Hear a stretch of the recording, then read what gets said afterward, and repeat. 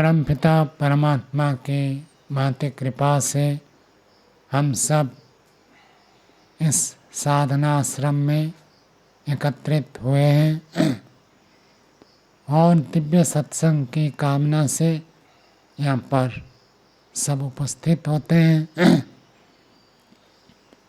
गुरुजनों का आशीर्वाद प्राप्त होता है। आशीर्वाद के लिए हम जब अपनी पात्रता को विकसित करते हैं, आशीर्वाद फलीभूत हो जाता है। तो परमात्मा का भी आशीर्वाद है और गुरुजनों का भी आशीर्वाद सदा सर्वदा उपलब्ध है। लेकिन उस आशीर्वाद के लिए हमको पात्र को उसके प्रति उन्मुख करना होगा। अब जैसे मान लीजिए लोटा को हम उल्टा रख दें, वर्षा कितने में हो, तो पानी भरेगा नहीं उसमें। यदि उसी लोटा को हम सीधा रख देते हैं तो उसमें पानी भर जाता है। ऐसे ही ईश्वर का आशीर्वाद तो बरस रहा है। ऐसे ही जो सत्पुरुष होते हैं, संत महात्मा होते हैं, सच्चे रूप से जो गुरु होते हैं, उनका आशीर्वाद भी प्राप्त होता है। वो बरसते हैं और सबके ऊपर समान रूप से वो बरसते हैं। हम उस आशीर्वाद को, उनकी कृपा को, उनके अनुग्रह को धारण करने के लिए हमको पात्र को उसकी तरफ उन्मुख करना आवश्यक होता है।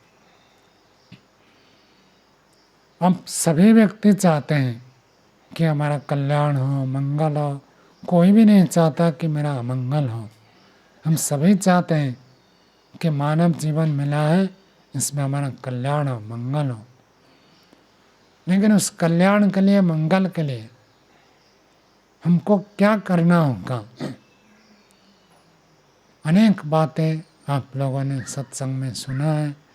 पूज्य गुरु जी बड़े संक्षेप से अपने जीवन भर के अनुभव और साधना के तपमय जीवन से जो ज्ञान प्राप्त हुआ है, अति संक्षेप में वो बोलते हैं। अनेक लोग अधिक बोलते हैं, लेकिन गुरुजी पहले भी स्वस्थ जब थे तब भी बहुत लंबा घंटों तक प्रवचन करना ने कम समय में सारगर्भित प्रेरणा, उपदेश, प्रवचन देते थे। तो आप लोग आज यहाँ से प्रस्थान करेंगे, कुछ लोग प्रस्थान करेंगे, तो 3 बातें आपको याद रखनी है। परमपिता परमात्मा ने हमको ये मानव जीवन दिया और इस मानव जीवन की सफलता 3 चीज़ों को यदि हम शुद्ध करते हैं तो मानव जीवन की सफलता है। और इन तीनों की अशुद्धि होने पर मानव जीवन विफल हो जाता है। यूँ कहिए, जो व्यक्ति जितना अधिक इन तीनों का शुद्ध करने के लिए प्रयत्न करता है, वह व्यक्ति जीवन में अधिक से अधिक दुखों से मुक्त होता है। और जो व्यक्ति इन तीनों को शुद्ध नहीं करता है तो दुखों से ग्रस्त रहता है और दुख बढ़ता है और चलता है। वो 3 बातें हैं। शास्त्र में जैसे बताया गया, ऋषियों ने जैसे बताया कि हमको शुद्ध कर्म करना पड़ेगा, शुद्ध उपासना करनी होगी और शुद्ध ज्ञान प्राप्त करना होगा। ये 3 काम यदि हम करते हैं, जीवन में उत्तरोत्तर उन्नति, कहाँ से कहाँ तक व्यक्ति पहुँच जाएगा कोई निश्चित नहीं है। शुद्ध कर्म का अर्थ तो निष्काम कर्म। जैसे आप लोग यहाँ आए तो बहुत सारे व्यक्तियों को मैंने देखा, आप कुछ काम ना करें तो भी चलेगा, केवल बैठे रहे तो भी चलेगा, लेकिन आप लोगों ने पुरुषार्थ किया। चाहे झाड़ू लगाने का हो, चाहे रस भोजन बनाने का हो, कुछ ना कुछ पुरुषार्थ किया है। जो पुरुषार्थ करते हैं, श्रम करते हैं, उसको कहते हैं कर्म। कर्म कहिए, श्रम कहिए, एक ही बात है।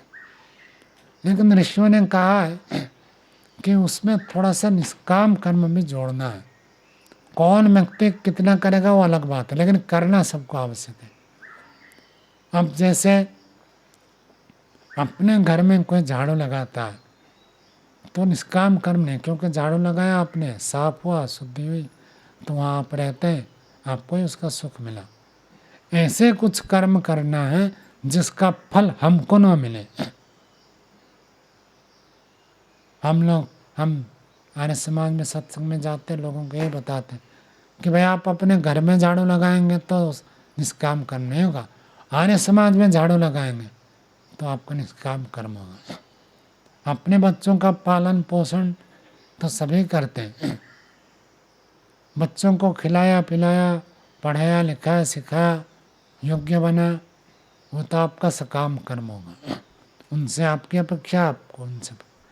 बच्चे कुछ ना भी दे तो बच्चों से आपको जो तृप्ति होती है ना, वो सकामता वहाँ जुड़ी रहती है। लेकिन जिन बच्चों के साथ आपका कोई संबंध नहीं है, उनके पढ़ने के लिए, उनके लिखने के लिए, उनके स्वास्थ्य के लिए कुछ करना, तो इसको निष्काम कर्म कहते हैं। अर्थात जिन कर्मों के बदले में हम कुछ अपेक्षा नहीं रखते उसको कहते हैं निष्काम कर्म। ऐसे कर्म कुछ न कुछ करना आवश्यक है। कितना करे, कब करे, कहाँ करे, वो व्यक्ति के अपने अपने स्थान काल परिस्थिति निमित्त के आधार पर होगा। हमारा निष्काम कर्म अलग होगा, आपका निष्काम कर्म अलग होगा। आप गृहस्थ में हैं तो आपके जितना अवसर मिलता है, कहाँ पर करेंगे, कितना करेंगे, कैसे करेंगे, वो आपकी अनुकूलता को देखकर आपको करना, लेकिन करना जरूरी है। जो व्यक्ति कुछ भी निष्काम कर्म नहीं करता, मैं तो ब्रह्मचारियों को कहता हूँ कि आपकी पर्याय लगी है 1 घंटा से सेवा कार्य करने का, चाहे आप झाड़ू लगाते, सफाई करते, कुछ करते, ये आपके निष्काम कर्म में नहीं आएगा, क्योंकि तो पर्याय लगी है, ड्यूटी लगी है, आपको करना ही पड़ेगा। यहाँ रहते हैं, यहाँ आपको बहुत सारे साधन सुविधा मिलती है, उसके बदले में आपको करने का नियम है, बाध्य है। यानी उसके अतिरिक्त यदि आप रास्ते में जा रहे हैं, ईंट पड़ी है हटा दिया, वो आपका निष्काम कर्म होगा। कपड़े सूख रहे हैं, वर्षा आ गई, अब जिसकी कपड़ा है उसको पता नहीं है, अथवा सेवक कहीं काम में लगा हुआ है, वो तो आपका कर्तव्य हो जाता है, वो करते हैं, निष्काम कर्म होगा। जो हमारा ड्यूटी नहीं है, ना करें तो हमारे ऊपर कोई आपत्ति नहीं उठेगा, कोई केस नहीं करेगा, कोर्ट में मुकदमा नहीं होगी, फिर भी ऐसे कुछ काम हम करते हैं तो उसको निष्काम कर्म कहते हैं। माता पिता की सेवा करनी चाहिए, अति आवश्यक है, नहीं करेंगे तो पाप लगेगा, लेकिन वो आपका सकाम कर्म, क्योंकि आपने उनसे लाभ लिया, आप प्रत्युपकार करते हैं। ऐसे कुछ काम करना है जिसके बदले में आपको कुछ अपेक्षा ना हो, ऐसे कर्म करना, इसको कहते हैं निष्काम कर्म। वही काम सकाम में हो सकता है, निष्काम में हो सकता है। एक अध्यापक, एक प्रवक्ता प्रवचन करता है, वो सोचता है मैं प्रवचन करूंगा तो इतने रुपए मिलेंगे, तो सकाम कर्म हो गया। और यदि वो यही सोचता है कि ईश्वर की ओर से ऋषि मुनियों के माध्यम से ज्ञान मेरे तक पहुंच जाए, तो मुझे भी ये ज्ञान अन्यों को देना है, इस ज्ञान को पाकर मैं संतुष्ट हो, तृप्त हो, और इससे दूसरे भी संतोष प्राप्त करें, तो उसका निष्काम कर्म हो जाएगा। हमारे आचार्य जी बताया करते थे, कोई कितना भी बड़ा व्यक्ति धनवान संपन्न हो, वो आए तब मन में भी इच्छा नहीं रखते कि ये व्यक्ति आया है कुछ दे कर जाए, अपेक्षा रखते ही सकामता आई। ठीक है, भूख लग रही है तो गुरु जी स्वामी सत्यपति जी कहा करते थे, रोटी मांग सकते हो, भूख लग रही है रोटी मांग सकते, रोटी का मना नहीं है, पैसा नहीं मांग सकते हो। हमने आज तक किसी को पैसा मांगा नहीं, तो स्वामी जी का एक नियम था, पैसा नहीं मांग सकते किसी को, बड़े नियम थे। कोई पालन करता नहीं करता अलग बात है। कई लोग कहते पुस्तक छापनी है पैसा दे दो, मैं तो उसको भी सकाम कर्म मानता हूँ। तो हमने किसी के लिए मैंने उपनिषद पढ़ाता था, तो उसको यूट्यूब में एक व्यक्ति ने सुना, कहा इतना बढ़िया है, इसको पुस्तक छपवाओ, जितना खर्चा होगा मैं दे दूंगा। उन्होंने अपनी ओर से कहा, मैंने नहीं कहा। तो ठीक है, उन्होंने दिया एक पुस्तक लिखी गई। फिर वो तो प्रवचन था, उसको फिर लिखित किया गया, फिर पुस्तक छपा। और अनेक साधु संत कहते हैं दूसरों से पैसा मांग कर परोपकार करने के बगैर ना करना अच्छा है। मैं तो इसी सिद्धांत में चलता हूँ, अपनी योग्यता बनाओ, योग्यता बनाने से अपने आप मिल जाएगा। और ईश्वर यदि आपसे करवाना चाहेगा तो आपको प्राप्त करा देगा। ये निष्कामता की पराकाष्ठा है, किसी भी प्रकार की इच्छा नहीं रखनी।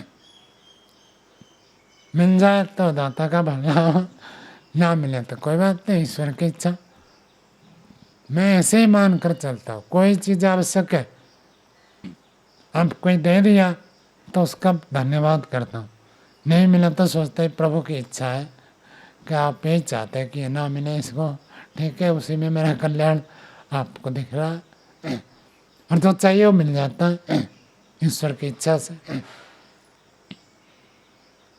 तो ये कुछ निष्काम कर्म हमको करना है, कुछ ना कुछ करना है, सबको करना है। जितना हमारा ड्यूटी बनता है उसके अतिरिक्त कुछ करना है, इसको कहते हैं निष्काम कर्म। तो ऐसे इसको कहते हैं शुद्ध कर्म। मतलब इसमें कोई राग द्वेष की भावना नहीं रहती, केवल शुद्ध भाव से परोपकार की भावना से कुछ करना, उसको निष्काम कर्म कहते हैं। ऐसे दूसरी बात होती है शुद्ध उपासना, भगवान के परमात्मा के शुद्ध स्वरूप को जानना और उसको उसी रूप में उपासना करनी है, ध्यान करना है, उसकी भक्ति करनी है, तो इसको कहते हैं शुद्ध उपासना। अब परमात्मा, कई लोग भक्ति करते हैं और बलि चढ़ाते, आप लोग नहीं हैं, लेकिन मैं आपको एक उदाहरण दे रहा हूँ। ये अशुद्ध उपासना है, ये पुण्य नहीं पाप के भागी होते हैं। तो ईश्वर की उपासना कैसे करनी है, ईश्वर ने जैसे बताया वैसे करना है। ईश्वर कुछ खाता पीता नहीं है, उन्होंने यज्ञ का आदेश दिया, देना है तो परमात्मा को देना है तो यज्ञ में आहुति डालो, और जहाँ नहीं खाता है वहाँ नहीं कर देते हैं। यहाँ देंगे तो अग्निदेव उसको खा जाएंगे, तो यहाँ नहीं डालेंगे। तो शुद्ध उपासना, परमात्मा को हम कुछ खाने पीने के लिए दे दे तो होगा नहीं। कभी लोग बहुत बताएं ये सारा संसार जो भी है वो तो सब परमात्मा ने दिया है, अब उनसे लेकर उनको दें तो क्या होगा। जिसका प्रसाद है उसको अर्पण करने से होता है अपराध। एक कवि ने लिखा है, मैं आपके घर जाऊं और आपके घर में भोजन रखा, मिठाई रखा, और मैं कह दूंगा लो मैं मिठाई दे रहा हूं आपको, तो कैसे लगेगा आपको। तो परमात्मा ने सब कुछ दिया है, उनको देने के लिए आपके पास क्या है। जो भी चीज है, धन है, संपत्ति है, खाने का, पीने का, वस्त्र, मकान, सब कुछ परमात्मा का दिया हुआ है। आपका अपना क्या है जो बिना परमात्मा की सहायता से आप कुछ प्राप्त किए, क्या चीज है। जो भी प्राप्त किए सब परमात्मा के द्वारा प्रदत्त शरीर, बल, बुद्धि, साधन के माध्यम से प्राप्त किए, सब श्रेय तो उनके पास जाता है। लेने के लिए आपके पास एक चीज है जिसकी स्वतंत्रता परमात्मा ने दी है। आप भक्ति भावना से समर्पण कर सकते, ये मेरा मानना, यह दोष है, और ये परमात्मा का मानना। अब परमात्मा का ही सब कुछ है, ऐसी अनुभूति करके परमात्मा के प्रति जो कृतज्ञता प्रकट करना है, केवल आपके पास वो एक चीज है। आपने किसी का उपकार किया, वो हमारे प्रति धन्यवाद भी कर सकता है और कुछ धन्यवाद बिना किए भी जा सकता है। जैसे स्वामी जी कल बता रहे थे, कृतज्ञ में हो सकता है, कृतज्ञ में हो सकता है। परमात्मा के प्रति कृतज्ञता प्रकट करना कि परमात्मा सब कुछ आपने ही दिया है और सारा संसार आपसे ही चल रहा है, उसी की अनुभूति करना, ये है शुद्ध उपासना। परमात्मा ने इस सृष्टि को बनाया, परमात्मा ही पालन कर रहे हैं, परमात्मा ही इसका सबका नियंत्रण है। मेरा जन्म भी परमात्मा ने दिया और आगे इस जन्म के बाद अगला जन्म भी परमात्मा के हाथ में है। तो उनके प्राप्त पदार्थों को अनुभव करके उनको कृतज्ञता प्रकट करना और हे ईश्वर आपने सब कुछ दिया है, मैं आपके अनुसार ही चलूँगा, बस इतना ही परमात्मा को दे सकते हैं। क्योंकि परमात्मा ने स्वतंत्रता दे रखी है, कोई व्यक्ति चोरी भी कर सकता है, दान भी कर सकता है। तो ये सोचेगा मैं दान करूँगा तो ये परमात्मा के आज्ञा के अनुकूल है, और जो कहता है मैं चोरी करूँगा वो परमात्मा का विपरीत। इतना ही आपके हाथ में है। परमात्मा के दिए हुए साधन, सुविधा और शरीर आदि पदार्थ आप कैसे प्रयोग करें, व्यवहार काल में उसका प्रयोग करना और उपासना काल में उनके प्रति कृतज्ञता प्रकट करना, इतना ही हम दे सकते हैं। हे ईश्वर आपके आज्ञा के अनुसार चलो, विपरीत कभी ना चलो, यही शुद्ध उपासना है। हम पढ़ते हैं यह आत्मना बनना मन में, हम उस परमेश्वर की भक्ति अर्थात उसकी आज्ञा पालन में सर्वदा तत्पर रहें। भक्ति का अर्थ कोई मनमर्जी करेगा, कोई फूल चढ़ाएगा, कोई आरती करेगा, कुछ करेगा, तो महर्षि ने उसलिए वहाँ लिख दिया भक्ति अर्थात उसकी आज्ञा पालन में तत्पर रहे। और ईश्वर प्रणिधान का अर्थ भी ये होता है ईश्वर को सबसे प्रिय मानना। तो ईश्वर को प्रिय मानना ईश्वर की उपासना है। रसगुल्ला अच्छा लगता है, रसगुल्ला को प्रिय मानते हैं, तो रसगुल्ला की उपासना। जिसको जो चीज अच्छी लगती है उसकी उपासना चल रही। परमात्मा अच्छा लगे, बस इसी का नाम है शुद्ध उपासना। परमात्मा से विमुख होना यह अशुद्ध उपासना। तो परमात्मा हमारे लिए कितना कल्याणकारी है उसको समझकर उसके अंदर, मन के अंदर, अंतःकरण में परमात्मा के प्रति प्रीति को उत्पन्न करना, ये परमात्मा की शुद्ध उपासना है। और उसकी आज्ञा के अनुसार चलना, दोनों बातें जुड़ी है, ये ईश्वर की शुद्ध उपासना है। और तीसरी बात होता है शुद्ध ज्ञान। आप लोग यहाँ आए, पूज्य गुरु जी का सत्कार किया गुरु पूर्णिमा के अवसर पर, और लगभग उनका उपदेश कुछ न कुछ हमको प्राप्त होता रहा। ऐसे ही अपने ज्ञान को लगातार बढ़ाना है। कोई ना कोई सत साहित्य पुस्तक अपने घर में अवश्य रखनी चाहिए। उसको स्वाध्याय, भले आप एक पृष्ठ पढ़ें। पढ़ना क्या मतलब, अब सामान्य पढ़ना नहीं है, उसको जीवन के साथ जोड़कर देखना क्या लिखा है और मेरे जीवन में क्या है। ऐसे जो निरीक्षण के साथ पढ़ते हैं उसको कहते हैं स्वाध्याय। तो जितना हम शास्त्रों को पढ़ते हैं तो हमारा ज्ञान शुद्ध होता है। और सारा दुनिया बिना शास्त्र के अपने मन मर्जी में चल रहा, तो हमको शास्त्र के अनुसार चलना है। तो शास्त्र को पढ़ना अति आवश्यक है। वही हमारे जीवन को संतुलन करते हैं, वही हमारे लिए मार्गदर्शक बनते हैं। गुरु जी के पास तो हमेशा आप रहेंगे नहीं, अपने घर में जाएंगे, गृहस्थ का दायित्व निर्वहन करेंगे, तो कुछ ना कुछ सत साहित्य का प्रत्येक दिन स्वाध्याय करना अति आवश्यक होता है। उससे हमको शुद्ध ज्ञान की प्राप्ति होती है। शुद्ध कर्म, शुद्ध उपासना, शुद्ध ज्ञान, ये तीनों से मानव जीवन सफल होता है, पवित्र हो जाता है। और ये तीन यदि अशुद्ध हो जाए तो व्यक्ति का जीवन दुखमय हो जाता है। तो हम प्रत्येक दिन न हो तो हफ्ते में, महीने में कुछ प्रयास करें, कुछ हमारा निष्काम कर्म हो।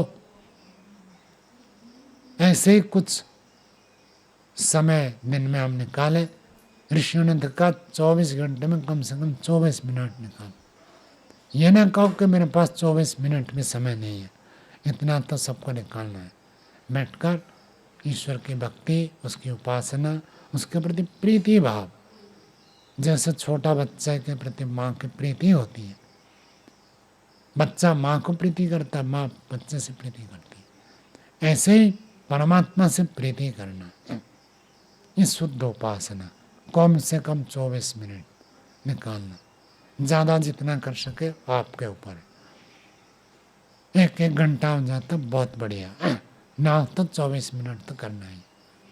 ऐसे ही कुछ समय हम निकालें, पढ़ें, और दिन में टाइम नहीं निकला तो रात को सोने से पहले 1 पृष्ठ पढ़े, सोए। कुछ समय निकालें कि इतने समय में स्वाध्याय करो, घंटे टाइम टेबल में रखे तो सही कि 15 मिनट, 20 मिनट, आधा घंटा मैं स्वाध्याय के लिए रखता हूँ। और स्वाध्याय भी नहीं कर पाते तो आजकल सब उपलब्ध है यूट्यूब में, कोई शास्त्र का, प्रवचन का, वेद के अनुकूल होना चाहिए। चाहे किसी को अखबार पढ़ने को स्वाध्याय नहीं कहेंगे, तो अलग बात है। समाचार देखते हैं वो भी नहीं, लेकिन हम कुछ शास्त्र, वेद और वेदानुकूल ऋषियों के बातों को पढ़ें तो उससे हमारा ज्ञान शुद्ध होता है। 3 काम करते हैं तो जीवन में बहुत सफलता मिलती है। सबको बहुत बहुत शुभकामना। ओम।